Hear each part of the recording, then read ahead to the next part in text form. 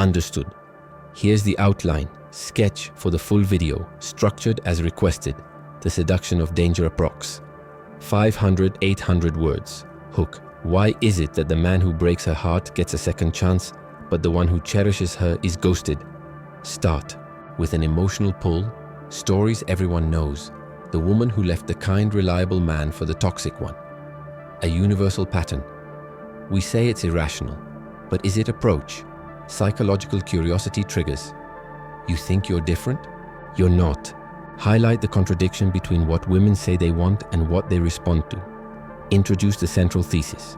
Women are biologically and psychologically drawn to danger, and Freud knew why. Introduce Sigmund Freud and the relevance of psychoanalysis in understanding hidden desires. The shadow of desire, Freud and the death drive, approx. 1,200 words, perspective. Freudian psychoanalysis. Introduce Freud's concept of eros versus thanatos, the life drive and the death drive. Explore how the attraction to danger is a subconscious flirtation with destruction. Tie this into sexual desire, the erotic charge of transgression. Quote from Beyond the Pleasure Principle 1920. Introduce the id, the primal, irrational self that craves pleasure, regardless of consequence. Women might consciously seek safety, but the id doesn't care about safety. Examples. Case studies of women returning to abusive partners. Real-life examples of women romantically involved with serial killers, e.g., Ted Bundy fan letters, Civilization and its Discontents. When good men become invisible approx. 1,200 words. Perspective. Sociocultural reference, Freud's Civilization and its Discontents 1930, how repression fuels neurosis. Modern society celebrates the safe man, but unconsciously women view him as neutered, boring. The nice guy paradox, why doing everything right often ends in rejection. Danger signals strength, unpredictability, and sexual agency. Examples. Compare media archetypes, James Bond versus Ned Flanders. Historical examples of female attraction to powerful violent men by G. Mafia figures, dictators, revolutionaries, the erotic appeal of power. Dangerous men as symbols of freedom, approx. 1,200 words. Perspective, feminine psychology. Plus, symbolic interpretation. Use Freud's theory of female sexuality. The Electra complex, subconscious father archetypes. Dangerous men represent power, rebellion, escape from paternal authority. Explore the erotic symbolism of the bad boy. He breaks rules just like she secretly wants to. Tie in Carl Jung's animus archetype and how it mirrors the inner. Masculine ideal. Examples. Real stories of women who abandon stable marriages for drifters, artists, or violent rebels. Literary references, e.g., Heathcliff in Wuthering Heights or Christian Grey in 50 Shades of Grey, a sanitized but telling example. Trauma bonds and dangerous attachment approx. 1,200 words perspective. Attachment theory and trauma. Psychology integrate Freud's theories with modern trauma theory. Explain how childhood trauma, abuse, or neglect creates a pattern of seeking emotional intensity over stability. Love feels like pain. Women unconsciously seek out what is familiar, even if it's toxic. Danger feels like home to someone raised in emotional chaos. Examples. Linked to modern psychological studies on trauma bonding and anxious preoccupied attachment. Real-life stories of women stuck in cycles of abusive relationships. Freud's repetition compulsion. We repeat because we haven't resolved. Neuroscience, evolution, and the science of female desire approx. 1,200 words. Perspective. Scientific validation transition from theory to modern brain science. What happens in a woman's brain when she sees a dominant, unpredictable, dangerous man? Oxytocin, dopamine, cortisol, the hormonal storm that mimics addiction. Evolutionary psychology. Why the dangerous man often signals strong genes, leadership, and access to resources. Examples. Studies on female sexual attraction to antisocial behavior during ovulation. fMRI scans of women's brains when exposed to high-status males.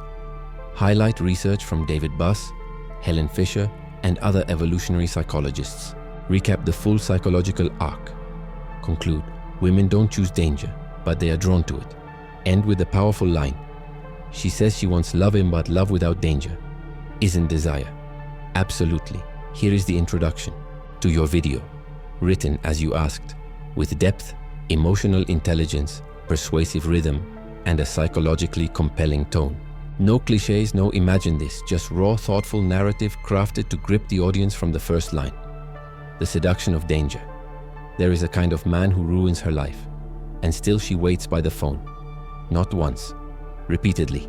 He's cold, he disappears for days, he doesn't apologize. And yet when he returns, she welcomes him like a returning war hero. You've seen it. Maybe you've been him. Maybe you've loved him. Or worse, maybe you were the one replaced by him, and you told yourself what everyone tells themselves. She'll grow out of it. She'll learn. She just doesn't know what she wants. But what if she does? What if in the deepest layers of her unconscious mind, the ones she never speaks about, the ones even she doesn't fully understand, she knows exactly what she's doing? Freud believed that human behavior is rarely rational. We are not creatures of logic. We are haunted by desire, by memory, by fantasy, by trauma. We think we choose love, but in reality, love chooses us. And often it chooses our wounds. We are never so defenseless against suffering as when we love. Sigmund Freud. The truth is uncomfortable. Some women are not seeking happiness in love. They're chasing intensity. They're chasing danger. They're chasing the man who makes them feel something real, even if it burns. She tells her friends. She wants kindness, safety, loyalty. But watch what happens when she gets it. He texts good morning. He offers to pick her up. He remembers her birthday. She feels nothing. He is invisible. So she pulls away. She ghosts him. She tells him it's bad timing. A week later, she's back in the arms of the man who once left her sobbing in a parking lot at 2 a.m. It doesn't make sense, but it happens every day. At school, in the workplace, at the bar, in marriages and late-night text messages. The safe man finishes last while the dangerous one becomes an obsession. Why? Because safety is boring to a nervous system raised in chaos. Because some hearts were trained to beat only in the presence of threat. And because, as Freud might say, we are not who we think we are. Underneath the surface, there are drives, instincts, primal codes written long before love songs and dating apps. Freud called them Eros and Thanatos, the twin forces that govern our behavior, the drive toward life and connection, and the drive toward destruction. Every time she chooses the dangerous man, she is dancing with both. This video will take you into the shadows of human desire, through Freud's theory, through real stories, through the parts of love that are rarely spoken aloud, the parts that feel taboo but are undeniably true. Why do women prefer dangerous men?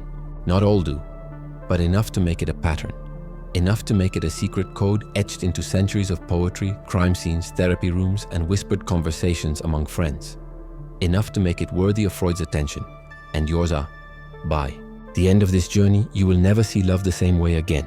Not hers, not yours, not the one that broke you, and especially not the one you keep chasing even when it hurts.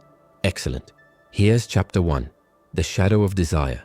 Freud and the Death Drive delivered in the tone, depth, and structure you asked for. Raw, philosophical, intellectually, gripping, and emotionally unsettling. The Shadow of Desire. Freud and the Death Drive.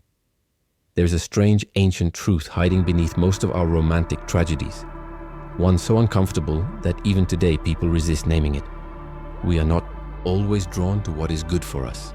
We are often seduced by what can destroy us. And love is no exception. Freud dared to say it. Beneath our polished social masks lives a storm of dark instincts, chaotic unconscious urges that pull us toward repetition, toward destruction, even toward death. He called this inner force Thanatos, the death drive. And for Freud, it was as real, as present as our desire to survive. It is as though the life of the organism moves with difficulty along the path to death, as if it were being constantly pushed away from its destination by powerful forces. If Freud beyond the pleasure principle 1920, it's here in the space between pleasure and destruction that attraction to danger begins. Not danger as drama, but danger as a psychic force. The kind of danger that promises intensity, depth, loss of control. And for many women, that danger is personified in the man who lives outside the law, not always criminal law, but the law of restraint, the man who cannot be tamed, the man who breaks things, including her. This is not about bad choices. This is about the unconscious mind. Some of the most respected psychoanalysts following Freud noticed a strange pattern. Women returning, obsessively, to men who harmed them emotionally or physically. These were not isolated cases. They were epidemics. Victims who weren't just tolerating danger but pursuing it. Why? Because repetition is how trauma survives. Freud called it repetition compulsion. He observed that people often recreate painful scenarios, not to enjoy them, but to gain mastery over what once made them powerless. What we cannot remember, we are condemned to repeat. Freud, remembering, repeating, and working through. 1914, so she seeks the man who abandons her, not because she loves pain, but because